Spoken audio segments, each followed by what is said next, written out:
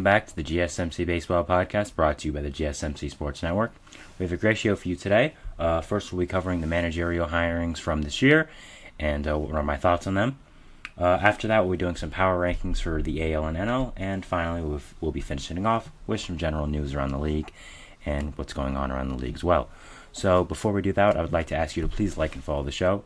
We do get a number of questions from viewers, so to ensure that your question does get read in the air, please use the link gsmcpodcast.net. It really does help the show. It really does mean a lot, so thank you so much for that.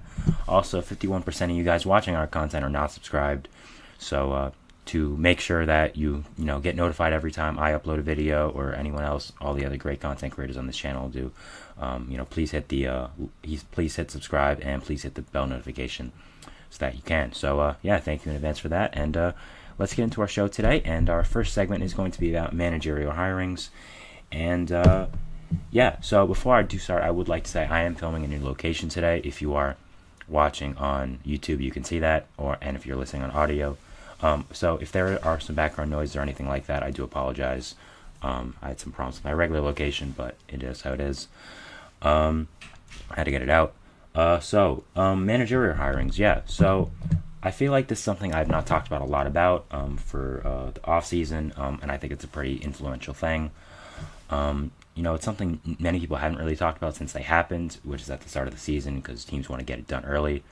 So I just wanted to talk about it, give my thoughts on it. Not much is really happening in baseball today. There was some news the past 2 days, so I can't really complain. So just gonna talk about some managerial hirings for the first part of today, and then we'll move on. So for the first segment, let's get into it. So first we have the Angels. The Angels hired Ron Washington as their new manager, succeeding Phil Nevin. And I really like this move. I'm not really a big fan of veteran managers or kind of the old school way of doing things, those kind of guys. When the Mets hired Buck Showalter originally, I wasn't a big fan of it. I'm still not a big fan of it. I still wasn't a big fan of it when, even though he has moved on from the Mets. So really, I'm not a big fan of, like I said, these older managers who don't really believe in analytics or not kind of hip up to what's going on in baseball nowadays. But I do like the Ron Washington hiring a lot. The Angels are a very young team, a really hungry team with a lot to prove after losing Ohtani in free agency, of course. And I think Ron Washington fits that a lot. He's a guy, who hasn't gotten a managerial job for a long time. I believe the last one was Texas, where, he was let go. And I think he wants to prove himself again to be a great manager. I'm not sure how much longer he's going to be in baseball because of his age. So, I think that this is kind of his last chance right now. And, just really looking forward to seeing what he can do with this young Angels team. They got a lot to prove. They got a lot of young players that I think can be impactful at the major league level. So I think Ron Washington is a great managerial choice to get that all out of them.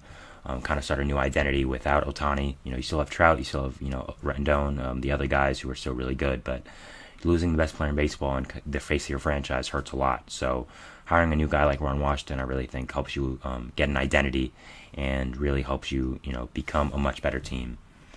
And again, gets the young players hungry to fight for more. And I'm looking forward to seeing what he can do in the Los Angeles, and looking forward to see what the Angels can do as well after Ohtani left.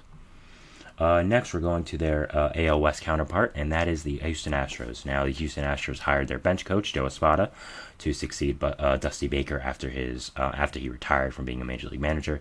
He did join an advisory role with the Giants, but it's not as much pressure as being the manager of an MLB team. Not just any MLB team, the Astros, who are a contender every single year.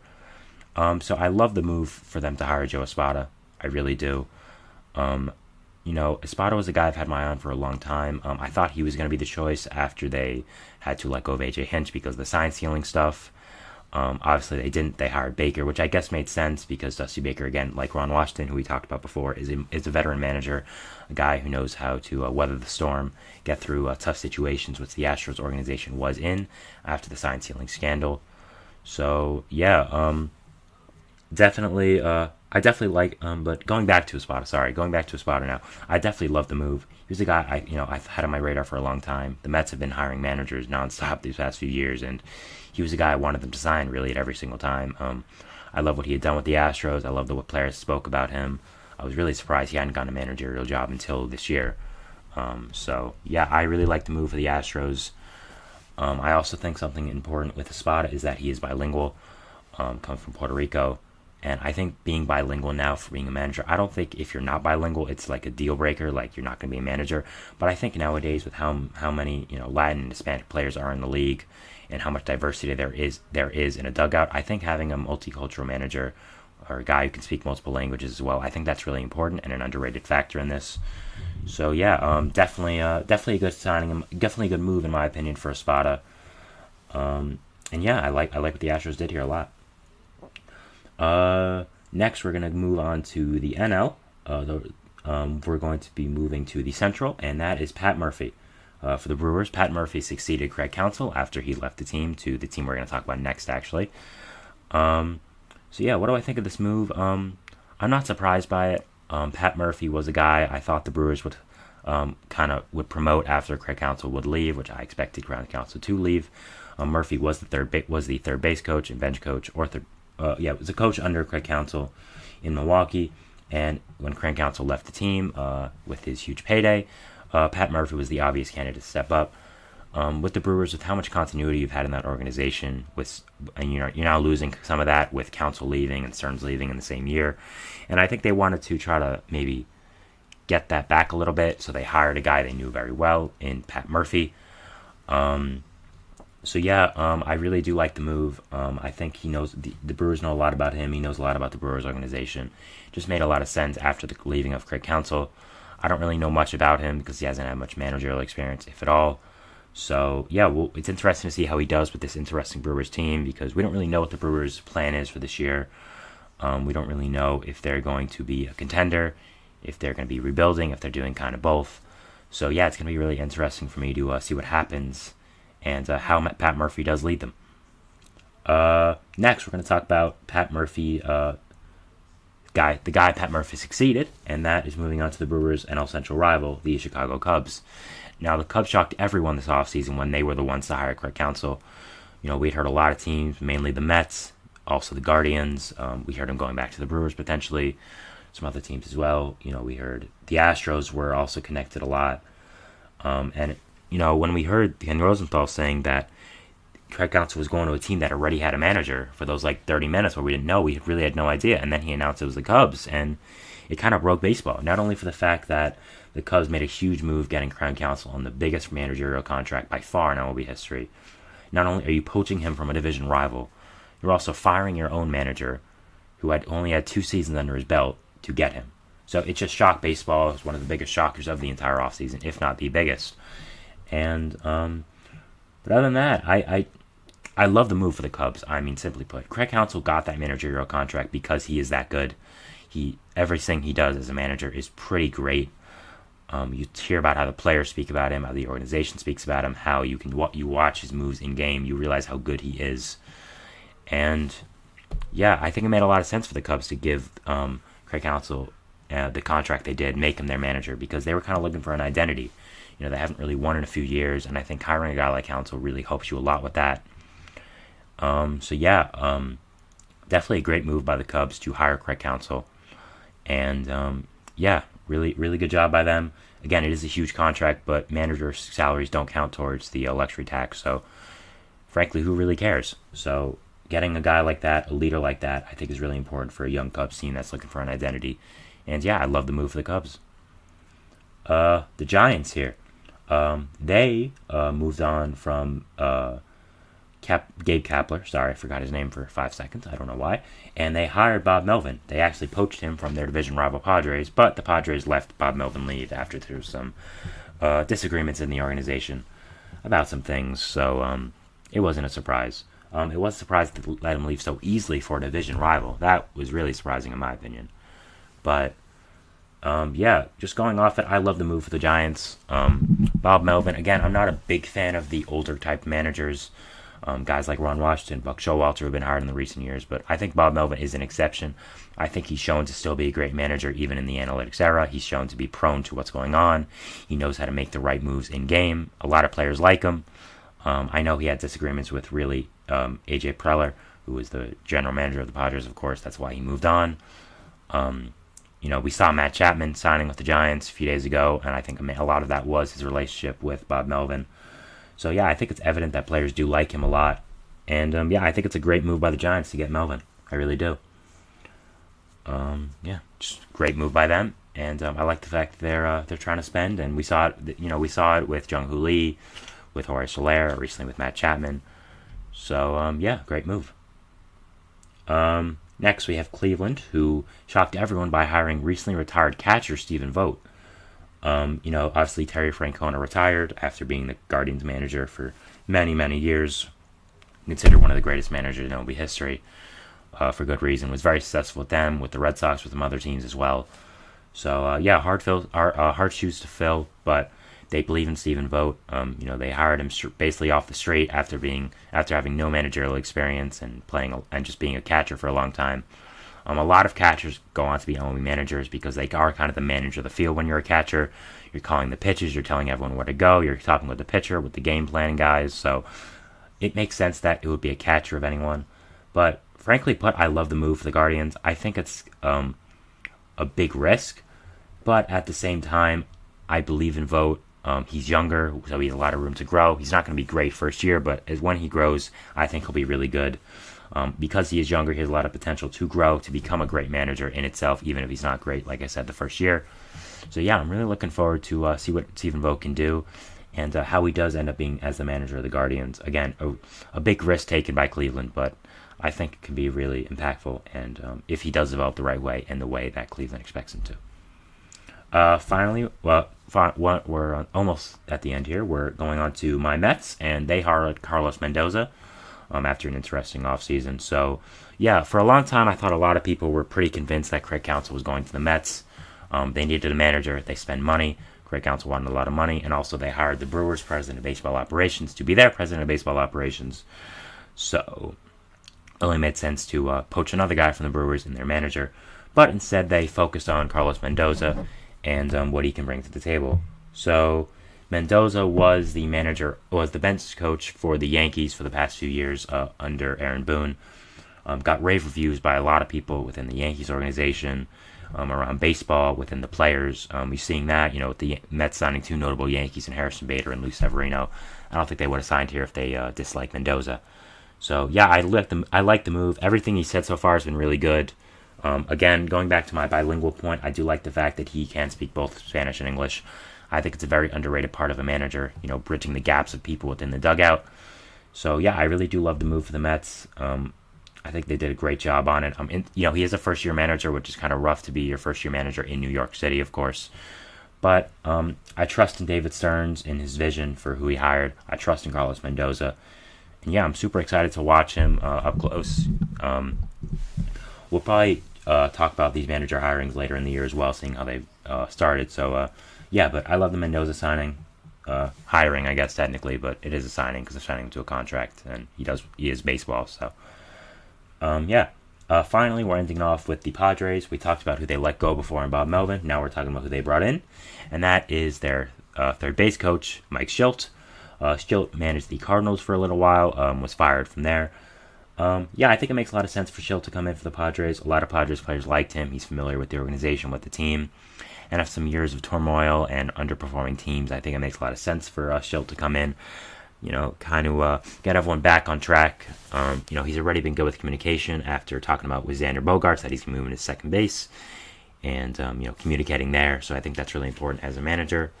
So, yeah, he started off well. I'm not sure how I feel about the signing. I didn't really like the job he did in St. Louis, but maybe he's changed. We're not sure.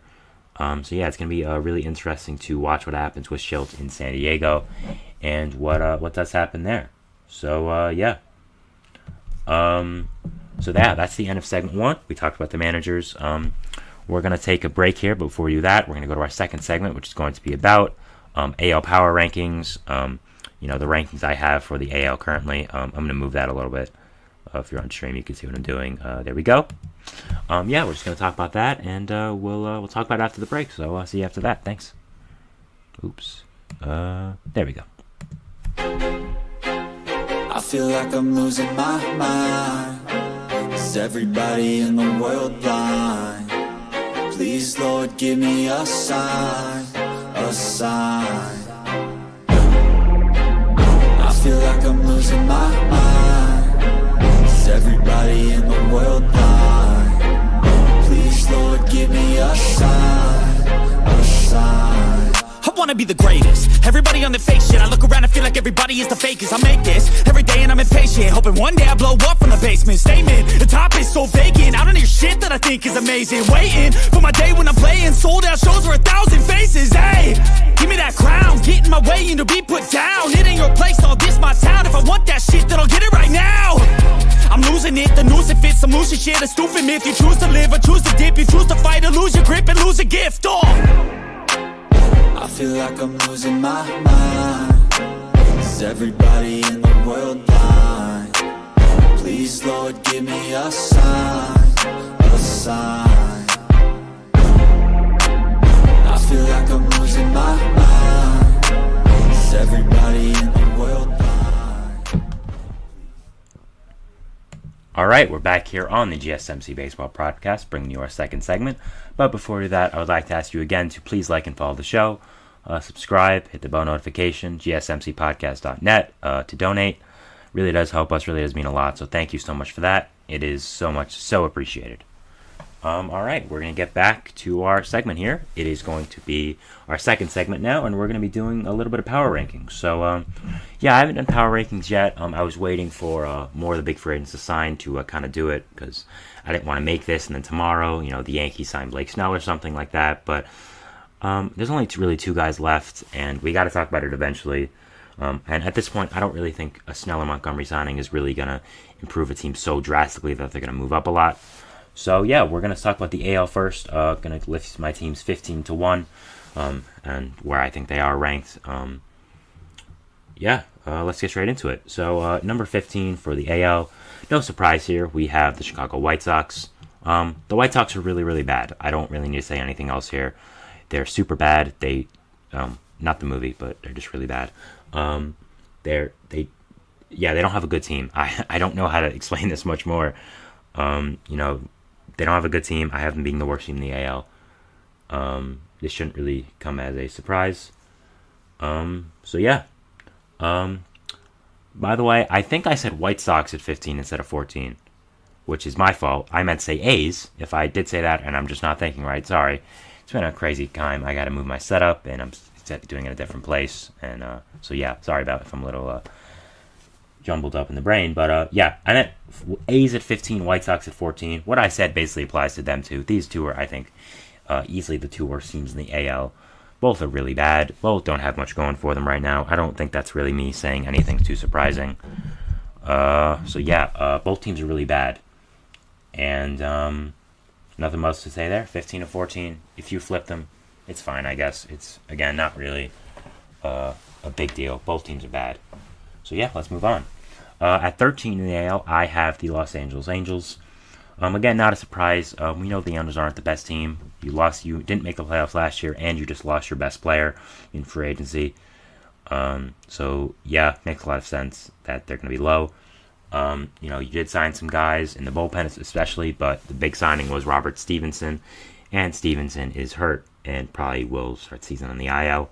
I do think they end up signing either Blake Snell or Jordan Montgomery, but I don't think that would get them much higher even. I think maybe it would get them above the number 12 team, but that's really about it. So, not much they can do there. But still, even with that, even with me kind of, dogging on the Angels a little bit, I still think they do have a pretty nice young team, like I said with Ron Washington before. I think I think there's a lot of good young pieces to build around there. And just because I have them this low doesn't mean I think they're going to be absolutely awful. I just think there's a lot of good teams in the AL. So, I don't think they're going to be extraordinarily awful. But, again, I don't think they're very good. So, I have them at number 13. Number 12 here, I have Cleveland. Cleveland's a really interesting team for me. I don't know what's going on with them. They had that great playoff run 2 years ago, winning the Central, then beating the Yankees, beating the Rays in the Wild Card Series, then winning a game against the Yankees in the Wild Card Series, in the Division Series, sorry. And after that, they haven't done much. They haven't really added notable guys. The team's kind of fizzled out. And right now, I have them fourth in the AL Central, which is crazy. But I just don't think they're that good. The pitching's good, but it's not that good.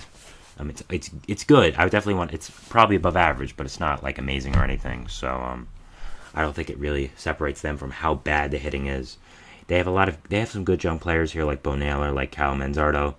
I mentioned a lot. Andres Jimenez, of course, who's one of the franchise stars. But after that, there's not much, and I don't think it's enough to pull them past this. Again, I don't think they're a horrible team. It's kind of like the Angels, but in comparison to the other AL teams, they're not that good. So, I got the Guardians at 12 here. 11. This might be a little too low for them, some people think, but I have the Royals. I was a big fan of what the Royals did this offseason. I love the Walker signings, the Lugo signings. I think their rotation is going to be really good with the addition of Cole Reagans at the deadline. You add Lugo and Walker in. The problem with me is the hitting and the bullpen. The bullpen isn't great. They added some guys, but I still think they need to add 2 or 3 more decent, pretty good guys to make it significantly better. The starting pitching is good, but again, the hitting is just, you have some good players there. You have Bobby Witt, you have Vinny Pasquantino, you have Michael Garcia, who I think might be a sneaky good player this year. You have MJ Melendez, Salvador Perez, who isn't really good at much, but he can hit a little bit. And he's a veteran. So yeah, I just don't know what's going to happen with the Royals. I think they have a lot of good players, but they have too many holes in the team. So yeah, 11. I don't think they're bad. I don't think they're awful, but it's just there's a lot of good teams in the AL, and for me, they couldn't crack the top 10. I was running a little too high on them, I kind of toned it down a little bit. So they have them at 11 here. Moving into the top 10 now. I am starting off with the Boston Red Sox. This might be, you could argue that they should be lower, but I still like some of it. They have Brian Bayo in the rotation, who we're going to talk about later, because there is some news surrounding him, so we'll see if we get more on that throughout the show. But yeah, the pitching definitely took a hit yesterday with the announcement of Lucas Giolito potentially being out the entire season. So that's not great, but you still have some nice players on the offensive side. You have Devers, you have Dalbec, Casas, you have Vaughn Grissom, you have Trevor Story. You traded for Tyler O'Neill, Wilyer Abreu, Cedena Rafaela might be up. The bullpen's pretty good as well, especially after not trading Kenley Jansen. So I definitely think there's still a lot of pieces there, and I still think they aren't a horrible team. Again, they're only 10, which is not great. Still not great, but again, not horrible. So yeah. Number 9 here, I have the Detroit Tigers. I'm a big fan of what the Tigers did this offseason. I thought they added a lot of good moves, a lot of good players, made a lot of good moves. Shelby Miller, I thought, was a great addition to the bullpen. I thought Jack Flaherty was a nice signing for the rotation. I like the hitting moves they did as well. Gio Urshela was a nice one. Traded for Mark Canha as well, which was nice. So I like what they did. I'm betting on the big bats showing up. I believe in Spencer Torkelson, Riley Green, Kerry Carpenter, all those guys. I definitely believe in all of them. And I think they could propel the Tigers to being a pretty good team this year, maybe even fighting for that AL Central spot. I doubt it, because you'll see where I have the other AL Central team. I definitely think the Tigers are going to be a good team this year. I like the pitching they have as well. Casey Mize, Tarek Skubal. So, a lot to look forward to if you're a Tigers fan for the first time in a little while. And, I'm looking forward to seeing how they perform. 8, we have, might be a little low for people, but I have the defending world champion Texas Rangers. Yeah. I'm just not really high on them this year. Simply put, they have a lot of pitching injuries. They're not going to bring back Montgomery, most likely. And that's it. I just don't trust their pitching. Their bullpen's kind of iffy. They added David Robertson, but he kind of regressed last year, so I'm not sure what to make of that. They have some good bats, Wyatt Langford, Evan Carter, guys I'm really high on, as you've heard throughout the show, but I think the pitching's really going to be bad, and I'm just not big on them. I'm not sure what's going to happen when Scherzer and DeGrom return in the second half. Again, Wyatt Langford, Evan Carter, I think are really going to be the saving graces, along with Marcus Semien, Corey Seager. I could be a little low in them, but yeah, I just don't trust that pitching, and I think the hitting's going to have to hit extraordinarily well for it to make a difference. So again, I might be proven wrong. I was proven wrong last year. I didn't think they win a first round. I didn't think they go out of the first round in the playoffs, and they ended up winning the World Series. So we'll see what happens with the Rangers, but I'm not very high in them. 7, we have Tampa Bay Rays. The Rays are always good. Not a surprise here. I do have them a little lower because their shortstop situation got significantly worse. They have a lot of pitching injuries, a lot. Shane McClanahan, Jeffrey Springs, so many other guys. Traded Tyler Glasnow, But, you have guys like Zach Eflin, like Aaron Savale, Ryan Pepio, who can definitely fill in for that rotation. Other than that, you have some nice bats there, of course. You have Rainier Rosarena, Isaac Paredes. Jose Caballero and Taylor Wallace can fill in fine at shortstop, just not the best. Junior Camarino is really good. So I'm interested to see him in a full season. So, I still think the Rays have some good pieces, but I definitely think they got significantly worse from yesterday. From the last season. Sorry, I take a quick break here, but I'll be back. I'll be right back. Sorry.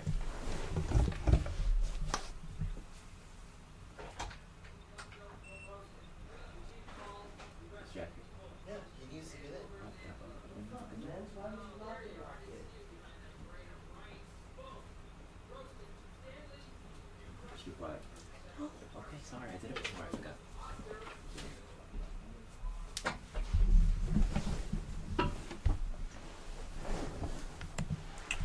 Sorry, we are back. Alright, so, going back to number 7 here with the Rays. I definitely think they have not improved in the offseason that much. But, they still have a lot of good players, still have a lot of good building blocks on this team. And I'm still looking forward to see what happens with them. Again, I think if anyone can get past this, it is them. They've shown in the past few years. Definitely interested to see what happens with the Rays and what's going to happen with them. Moving into the top 6 here. At number 6, I have Toronto. With Toronto, they've had a really interesting offseason. At one point, we thought they were going to get Juan Soto. We thought they were going to get Shohei Ohtani, but instead they kind of fell on some other guys like Justin Turner, like Yari Rodriguez, like Kevin Kiermaier, bringing him back, which are good signings, but at the same time, it's not really what you expected from them at the start. So definitely going to be interesting to see what happens with them, and where they do end up after the kind of disappointing offseason. So definitely going to be watching them, seeing what happens with them. And I do still have them making the playoffs, as I have them number 6. Definitely a team to watch here.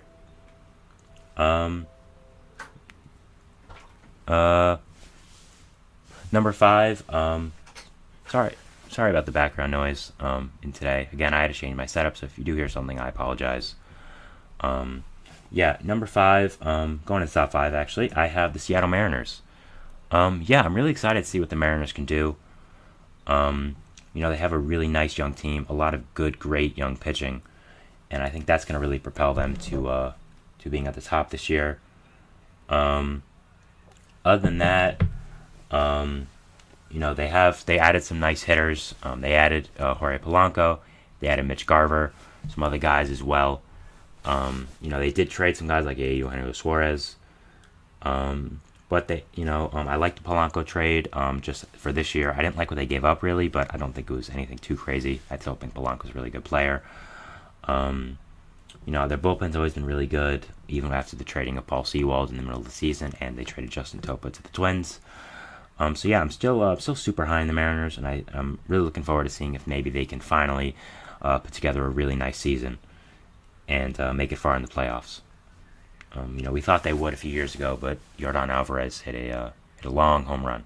So, moving into the top 4 here.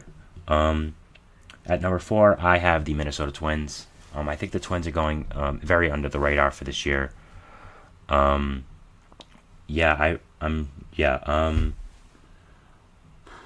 Sorry. Had a little bit of brain fart there. But, definitely, I'm definitely high on the Twins. They lost a lot of players this offseason. I will agree with that. But at the same time, you have a lot of players who can fill in with them. You have a lot of players who can fill in those roles. You have, you traded Jorge Polanco, but you have, a lot of good young infielders. You have Eduardo Julian, Royce Lewis, Brooks Lee, of course, Carlos Correa at shortstop for a long time. So definitely still a lot of pieces there. You have a lot of good young pitchers who can fill in for Sonny Gray's role. Louis Varland, Chris Paddock, guys, Simeon Woods-Richardson, guys who weren't there last year who are going to make a big impact this year. So I still think they're a really, really good team. I think they're going a little bit underrated because they didn't make that many signings, but frankly, I didn't think they needed to. And again, it's Minnesota. I understand you got Carlos Correa, but it's not like you're a top free agent destination. So, you did get Carlos Santana, which is a fine signing, but I think, that's really it. So,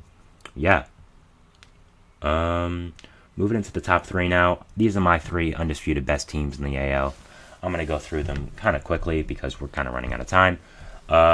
Because I did have to take a break. Again, I am sorry for that, but, kind of crazy today. You have Astros 3, Orioles 2, and the Yankees 1. I've said this before on the show. I think these are the three undisputed best teams in the AL. Whatever order you have them in is perfectly fine with me.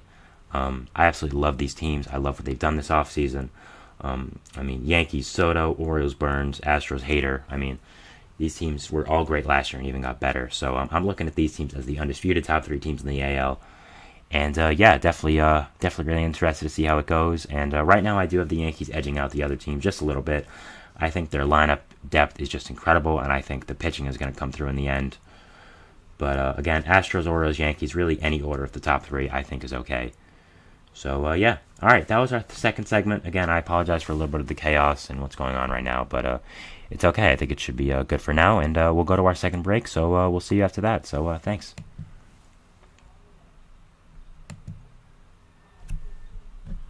For the best and latest podcasts available anywhere, go to the podcast app on your cell phone and type in GSMC to access free content-rich podcasts on health and wellness, book reviews, sports, entertainment, relationships, social media, movies, technology, finance, and even weird news. Subscribe and download the GSMC Podcast Network's family of shows, available everywhere podcasts are found.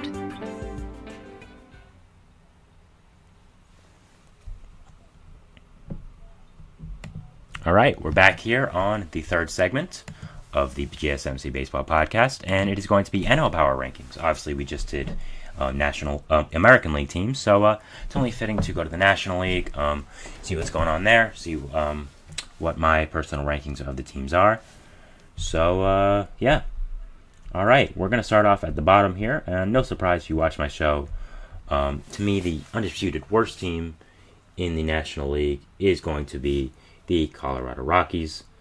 They're really bad. They don't really have any redeeming qualities to them right now. No superstar to build around. Not really anything. Nolan Jones broke out a little bit last year, but that was kind of it. They're really bad. I don't know what to say here, man. The Rockies really, really bad. I don't want to spend much time on them, so I won't. They're not that good. 14, we have another one of these really bad teams, which is the Nationals. The Nationals, I will say, unlike the Rockies, have a core building. They have a lot of good young players coming up through the ranks. I've talked about them on the show a little bit, like James Wood, Robert Hassel III. You have Mackenzie Gore, who's already made an impact. You have Josiah Gray, who broke out. C.J. Abrams. So they still have a younger core, but at the same time, it's still not great. And they need a lot of pitching help, and they just need help overall. Again, they're a young team, so I'm not expecting them to do that well, but I think they could make some noise if everything goes right, but I doubt it, because there's a lot of good teams in the NL. All right, at 13 here, we are going to be having the Miami Marlins. The Marlins made the playoffs last year, and in response of that, signed one major league free agent. So, obviously, they're not trying to contend for some odd reason. New general manager coming in, so I guess that was his vision. But not a great start for the Marlins for the offseason, and I'm not really high on them going into the season. They have good pitching, which always is going to help them. Yuri Perez, Jesus Luzardo, Braxton Garrett, who's also hurt a little bit, but he'll be fine. Even Sandy Alcantara, but obviously he's not going to play this year. So still a good team. It's just they didn't sign many people. So definitely not high on them going into the year. 12. I have the Pittsburgh Pirates. The Pirates aren't a bad team, I definitely will say. I think they have a lot of redeeming qualities about them with how young the team is. They have a good amount of young players for the core, like Andy Rodriguez, Henry Davis. guys like that. But, they still need a lot of work around the edges. The pitching is kind of rough. And again, I just think overall depth is a problem. Just not great, but I think they're building something. And the NL Central is kind of weak, and I wouldn't be surprised if they make a surprise run and go towards the top of the standings. 11 here, I'm going to be having their NL Central counterpart, the Milwaukee Brewers. The Brewers have not had a great offseason, in my opinion. They traded Corbin Burns. They haven't added much. I was expecting them to compete. As I've said this multiple times now on the podcast, but I still want to mention it because it's still flabbergasting me. They signed Rhys Hoskins, which I thought was a win-now move, considering it's not a long-term deal. It's a 1-year, 2-year deal. Trying to nurse him back to health, get him back to being a big league bat. But instead, you then right after trade Corbin Burns. So I was very confused what the Brewers' plan was, but I think it's clear now that they are rebuilding. The pitching is not good whatsoever. Freddie Peralta and Wade Miley are fine pitchers, but they just cannot be your 1 and 2 if you're trying to compete. And I think it's pretty clear that they aren't. So not a great start. I'm not very high on the Brewers going into the year. Definitely not. And hopefully they can prove me wrong, and we'll see if they're trying to rebuild or go for it. But personally, for me, I'm just not a fan, and I have them at 11.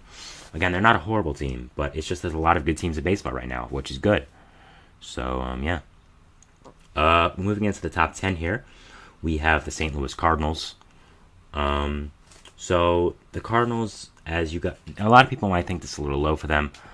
As you guys have heard on the podcast, if you are a listener, I am not high in the Cardinals whatsoever. I hated their offseason move. I hated it. I think this is a pretty clear move for this offseason, that you had to get an ace-level pitcher and 2 other good ones, and instead you get Sonny Gray, who's a fine pitcher, but I don't think he's an ace. And then for the fine pitchers, you get Kyle Gibson and Lance Lynn, who, with all due respect to them, are fossils at this point in their career. They're not that good. I don't know what redeeming qualities they have, except of pitching mediocre innings, and a lot of them, they're inning eaters who pitch mediocre innings. I don't know why the Cardinals did it. It makes me extremely frustrated as a baseball fan, because the Cardinals have so much potential with the bats they have. They have such good bats, and instead of signing a guy like Montgomery, like Snell, even Yamamoto, you probably wouldn't have signed Yamamoto, but you had a connection to him with him being best friends with Lars Nootbaar. You could have at least made an offer. You're the Cardinals. It's not. I understand you're in Missouri and you're maybe a small market team, but you're a historic team. You're a team that has a long outlook for their future, for their past. Sorry, and it just makes no sense for me that they would do this. And I don't know. It's kind of spitting on the Cardinals' name a little bit, and I hated what they did this offseason. I really, really did. Number 9, we have the San Diego Padres. The Padres, again, aren't a bad team. They have a lot of good players on their team. It's just an overall depth, in my opinion. The pitching is a big, big question mark.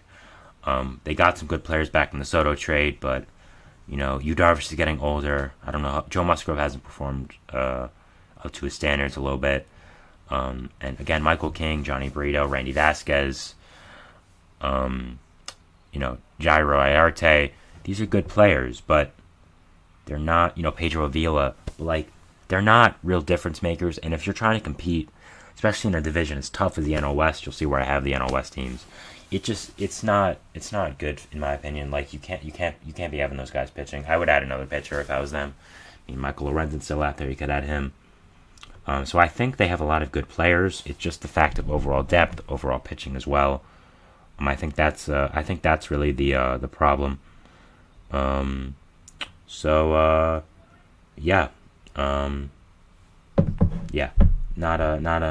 a very high in the Padres. 8, I have the Giants here. Now I want to say I think you can swap the Giants and Padres. I think both are fairly even. But I think both are fairly even. But at the same time, I do have the Giants above them just because I trust in the overall team more, if that makes sense. Even though the pitching is not good right now. They've shown creative ways in the past to get around it. Maybe that'll change with Bob Melvin being there. But, when they do come back, you're getting guys like Alex Cobb, like Keaton Wynn, like Robbie Ray, those guys are real difference makers in my opinion. And I think they're going to help a lot in the second half of the season. And if you can merely survive in the first half, you have a lot of good bats. I think it's possible that you could make a playoff run, and you could be in the running for it. Again, I think Padres Giants are kind of just interchangeable, but I had the Giants over them just because I trust them a little bit more. Next we have the Mets at number 7. I think people are going to be looking at this as way too high for the Mets. Maybe I'm biased because I'm a Mets fan. I don't think so. I feel like that's what they all say. But I love what the Mets did this offseason. I'm really high on Luis Severino, on Sean Manaea, on a bullpen on like Shintaro Fujinami. I don't think the Senga injury should hurt them that much. I think they have the depth to combat it. I think the overall fact is just how will that depth perform. I'm still high on Senga. I think I don't think he'll miss that much time. So I don't think it's going to be horrible for them. And I'm looking forward to see what the Mets can do. They still have a lot of good bats. I mean, Pete Alonso, Lindor, Alvarez, Marte, Nimmo, still a lot of good bats. And I think people are underrating them. They're also forgetting that I shouldn't say we, but they're getting the best closer in baseball back. And I think that's definitely a part of it. So I have them on the just the outside of the playoffs right now. Kind of the same thing as Giants, Padres, and Cardinals, teams that could make the playoffs, but I don't have them making it right now, just for personal preference on how good I think they are. Number 6 here, which is now going into the actual playoffs of it. I have the Chicago Cubs. With the Cubs, I think there's a lot of question marks, but overall, I do like the team. I think re-signing Bellinger was a big help for their chances. You got a nice core there. You got Michael Busch, Matt Mervis. You have Nico Horner, Dansby Swanson, a great middle of the order guys. Christopher Morel at third, Nick Madrigal. You have Bellinger, of course, Pico Armstrong, who I'm very high on, of course, if you've listened to the podcast. The pitching is good. Justin Steele turned out to be an ace, and I think he could repeat that. After that, Jordan Wick's a nice young player. Tyone could bounce back. Shoto Imanaga is the big question mark. If he performs well, I think this team becomes so much better. But there are a lot of question marks involving him. So overall, I think the Cubs are a pretty good team. But there are a good amount of question marks here. Kind of the same with them and all the teams from 6 to 10. So, it's going to be interesting to see how they do perform. And, I'm really looking forward to it and seeing what happens with them. 5. Going to the top 5 here now. Number 5, we have the Cincinnati Reds. I'm really high on the Reds. I mean, I'm going to say it again. If you've listened to the podcast, you know I'm really high on the Reds. I really love this young team that they have assembled together. I'm a big believer in their bats. Matt McClain, L.A. De La Cruz, Heimer Candelario, they also signed. Nobeli Marte, who could come up. Spencer Steer, Christian Encarnacion Strand, Jonathan India. They have a lot of good young bats, and I think the pitching was really improved this offseason as well. You guys like Hunter Green, Nick Lodolo already there, who are young players who have turned out to be really good. But then you add guys like Nick Martinez, like Frankie Montas. You have Graham Ashcraft there. I really do like the Reds. They added to the bullpen as well, which is already pretty good, considering they have Alexis Diaz at the back end. So, definitely high in the Reds, and I'm really interested in seeing how they do, but I have them winning the NL Central currently. Moving into the top 4 here now, these are the teams I really think are the elite teams of the NL. I think the top 2 are the true elite. I'm sure everyone knows the top 2 in the NL that I'm talking about. But the top 4, I think these are really the teams that I would look for as real World Series contenders. And starting that off is the Philadelphia Phillies. They haven't added much this offseason, which kind of prevents them going to the top 3 or top 2. But they still have a good team. I mean, they've made the NLCS the past 2 years, made the World Series the year before that. Great rotation. Zach Wheeler, Aaron Nola, Christopher Sanchez, Taijuan Walker, Ranger Suarez. So still a good rotation. Bullpen needs some help, but it's not horrible. They still have Jose Alvarado in the back end there, Jeff Hoffman, Gregory Soto, guys like that who are still pretty good. I mean, what can we say about the lineup? It's amazing. We know this. It opens up a lot of possibilities now as well with Bryce Harper moving to first base. So definitely a really good team, and I think no surprise here that they're a top 4. Number 3, I have the Arizona Diamondbacks. I have them above the Phillies. I absolutely love what the Diamondbacks did this offseason. I've said it so many times now. If you're listening, you might can get a headache from it, but I love what they've done. Zach Gallen, Merrill Kelly, Eduardo Rodriguez, that's a true top 3 right there.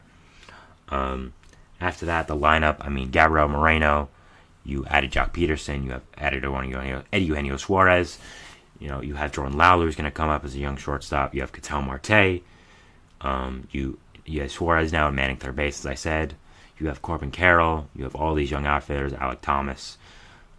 So I'm really high in the Diamondbacks. I don't think them making it to the World Series is a fluke, and I think they're going to be a team that is going to be messed with for years to come.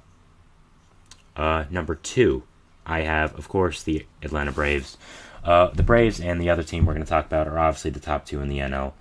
I don't think that's a big surprise here, but Atlanta's pretty great. Even as a Mets fan, I can admit that. I think they should have added more this offseason, which is why they're not first. But still really, really good. I don't know what else to say about the Braves here. We know how good they are. And number 1, of course, is the Dodgers. No surprise here. You add the best player in baseball to an already great team. And then you add Yoshinobu Yamamoto and James Paxton and Tyler Glasnow and Teoscar Hernandez. You're going to be the best team in the league and the best team in the NL. Overall, the best team in baseball. So, really great offseason by the Dodgers. Nothing much else to say there. And, they're the best team in the NL. I don't think that's a surprise. We're going to move to our fourth and final segment here, which is what we always do, which is news around the league. Some stories I want to talk about. So, we'll be talking about that. But first, let's go to a quick break, and then we'll see you after that. So, thanks.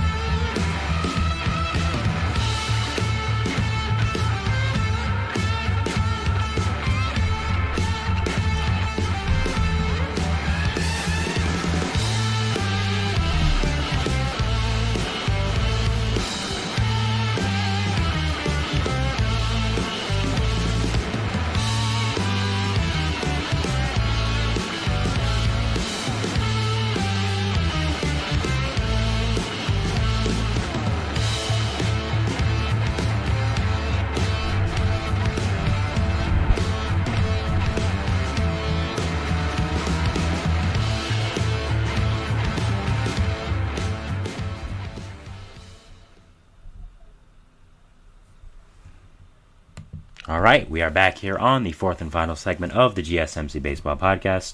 Again, I want to apologize for starting later. I usually end my show around 4:30, and it is 4:25 now, 4:23 actually. So we're gonna be going a little bit later, but hopefully you can stick on with us. Again, I had some problems pre-production, so I had to move some stuff around, and we had started later. So I apologize for that. But let's get into our final segment and forget about that. Sorry about this. That was my fault. I didn't move the seat to where I'm comfortable. Not my most organized show, but we got to make do with it. So the first news we're going to be talking about here is Brian Bayo of the Boston Red Sox. Reports are that he is close to getting an extension through 2028 when he would be a free agent with the Red Sox, according to Alex Spire, who is one of the more reliable Red Sox guys on the internet. I talked about him a little before as being an extension candidate with the Red Sox with Bayo, but I love the move the Red Sox were able to get this done. He's, in my opinion, as I've said multiple times, he's a future ace. I love his pure stuff. I love how great he is. I'm really, really high on him going into the future, and I'm super excited about what he can do, and what's going to happen with him. So I think it would be a great move for the Red Sox to get him locked in as part of the future core. Definitely a big fan of this move if it were to get done. And I think it's a good move by the Red Sox. You're not adding much, but it's still a good move, and still something I'm looking forward to. So, yeah. Some A's news here, which is not really happens much, but yeah. So Luis Medina and Freddie Tarnock who are both younger pitchers for them, are going to be out for a little while. They're both injured. So yeah, not great for the A's. If you're an A's fan, if you're still an A's fan, I apologize to you. But yeah, not great for them. Both were going to be young parts of that pitching core, guys you could rely on as maybe kind of bright spots in the season this year, as guys that were younger, were going to show some potential and be really good. So yeah, not great for the A's, but still, it could be worse. Your team could be moving, which they are, unfortunately. So not great for the A's. But yeah, Luis Medina and Freddie Tarnock, both young pitchers. I think A's fans were looking to get an extended look at with this season, but both are injured. Hopefully they come back fine, and yeah, looking forward to seeing what they can do this season, both of them, and if they can come back from injury. Luis Giolito, we talked about the Red Sox before. We're talking about them again now. He is getting a second opinion on his injury, as we reported before. First reports believe that he is going to be out most, if not all, of the entire season with the torn UCL and strain as well. So yeah, I mean, I don't really know what the second opinion is going to say. I don't really know what's going to be happening with that. But yeah, I think it always makes sense to get a second opinion, especially on an injury you think is as serious as this. So not surprised about that. Definitely not great still for the Red Sox to have Giolito injured. But yeah, yeah, if he can come out of this and you don't think it's as bad as before, I think that's a very big positive for the Red Sox. Giolito is easily your best pitcher right now. Was going to start on opening day, and a guy I think you'd really look towards as kind of a bright spot for the Red Sox organization this year, which has really not had many. So yeah, definitely looking for a bright spot if you're the Red Sox, and maybe the second opinion will come back positive on Giolito. So that's all you can hope for, really. The Nationals, they signed Eddie Rosario to a split contract. I was surprised that Rosario was picked up by the Nationals of all teams. I thought he would have maybe gone to a contending team to be a platoon bat off the bench, but his stock's kind of dropped the past few years after having that great postseason run with the Braves and not really performing after that. He had a bad season this year as well. Can't really field. Hits righties okay, but that's about it. I do think the Nationals make some sense for him, though. He gets a chance to most likely start or be a filling if he does make the roster until one of the younger guys comes up. So I think it makes a lot of sense for the Nationals to sign a veteran like that. Maybe they're buying low on someone they think can perform well again in the future. So yeah, I think it makes a lot of sense for that. If you go to the deadline, you can trade him. I think that's another positive. You did that with Heimer Candelaria this year. You got a good prospect back from the Cubs, and he turned himself into a nice payday with the Reds this offseason. So I think it's a win-win. We saw them do it earlier in the offseason as well with Joey Gallo. So I think it's something they could potentially look to do in the future a lot. The Nationals signing these kind of under-the-radar free agents who are kind of older, not getting, have regressed in the past few years and want a spot to start. The Braves, they signed Sky Bolt, one of the best names in baseball, to a minor league contract for outfield depth. Yeah, just fine outfield depth for the Braves. Nothing else to stay here about that. Again, just good depth for them.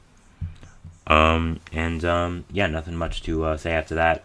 We're going to be looking at some spring training games here now for the rest of the segment. There are not much news that happened today, which is why I wanted to focus on power rankings and manager stuff. So first, Yoshinobu Yamamoto, he had his second start with the Dodgers. He played against the lowly White Sox and went 3 innings, gave up 6 hits, 5 runs, 5 earned runs, 3 walks, 4 strikeouts, and threw 58 pitches. Not great for his second outing, but it's not a huge deal again. I mean, it's only spring training. Nothing to overreact about, really. So, yeah, not a huge deal, but something still to build off if you're him, see what you struggled with. Mets and Astros, that was postponed today because of rain, so we didn't get much of that. The Rays beat the Yankees 4-3. New addition from the Cardinals, Richie Palacios hit a 2-run homer, which to lead them there. Also, Yandy Diaz homered. Also, Gleyber Torres, a lot of homers. Also, Amed Rosario. Wow, okay, the Rays just got their home runs off. Rays got their runs off homers, I guess. Amed Rosario's had a pretty nice camp for the Rays, so maybe the Rays fixed him. I mean, that would be such a Rays thing to do. Nationals blew out their division rival Marlins 9-3.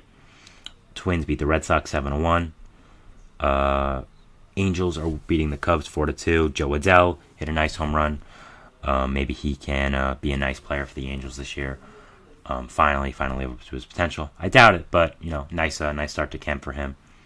Jake Marisnick robbed a home run and did a home run, which is great for him. So maybe he's looking back to maybe he wants to get another starting job in baseball. Sees the Angels as a potential opportunity for that. Royals Mariners. Royals are beating them 5-3. Dodgers and White Sox are tied 7-7 in the 5th. Brewers are beating their division rival 2-0. Brewers are beating their division rival Reds 2-0 in the 6th. A's are beating the Angels 6-1. Reds are beating the Padres 6-2 in the 6th. In the 5th, sorry. Rangers and Rockies are tied in the bottom of the 5th, and Guardians and Brewers are tied also in the bottom of the 5th.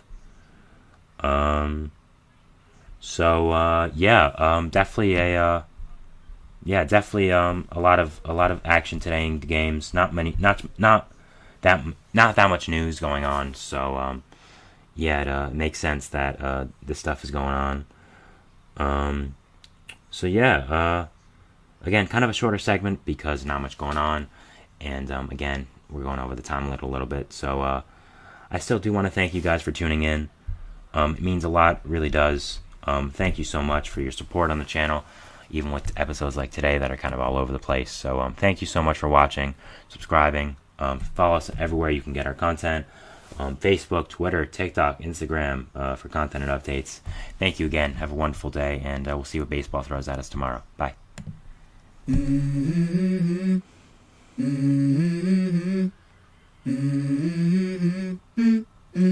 Let's go. I wake up to a little bit of drool on my pillow, feel like it's gonna be a bad day. Yeah, I'm tired of shit, and the coffee ain't hit yet, damn, ain't that great. I don't wanna